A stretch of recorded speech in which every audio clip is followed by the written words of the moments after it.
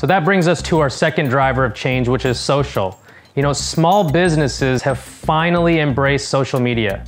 According to HubSpot, 90% of small businesses are on Facebook, and 66% of them are spending more time on social media than they did a year ago. We've all heard enough about the hype for social media to last a lifetime or two, but you know, there's good reason, because there's actually something to the hype. The social web has truly been a game changer.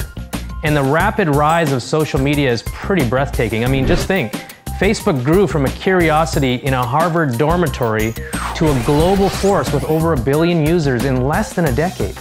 You know, Facebook seems like old news now, but you know, it's a presence in our lives that we take for granted. But it's worth remembering how recently this shift has taken place. 59% of consumers use social media to vent about customer care frustrations. This is not just for kids anymore. It's a common misunderstanding that Facebook and other networks are just for kids, and their target market isn't represented demographically on the site. You know, but the stats, they tell a different story. In fact, it's the opposite. In the US, almost 2/3 of all Facebook users are over the age of 35. Recent research reveals that 2/3 of US adults use social networking sites like Facebook and Twitter. People just aren't on social media or social networks anymore. You know, they're glued to them. In fact, the average US Facebook user spends a whopping 7 hours and 46 minutes on the site each month. That's a full 15.5 minutes the average American spends on Facebook every single day. So the upshot of all these numbers is pretty straightforward, but I'll spell it out to you just in case. Your customers are on Facebook. They spend a lot of time there.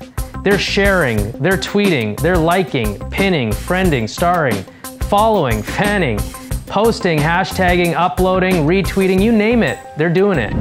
So if you want to reach them, capture their attention, and make a pitch for your services before your competitors do, you gotta at least meet them halfway. People are taking to web to share their experiences with brands and what they're sharing with their friends and family members. It's not always flattering. You know, according to a recent study from the Society for Communications Research, almost 60% of US consumers are using social media to vent about customer care frustrations. This isn't just happening on Facebook, you know, but on sites like Angie's List, Google Plus Local, and others. Deloitte and Touche said 7 in 10 who read reviews share them with friends and family and colleagues, amplifying the effect of these comments even further. You see, more and more businesses are beginning to realize that while they can't control what people say online, they can and they should monitor and contribute to the conversation in an effort to influence the overall tenure.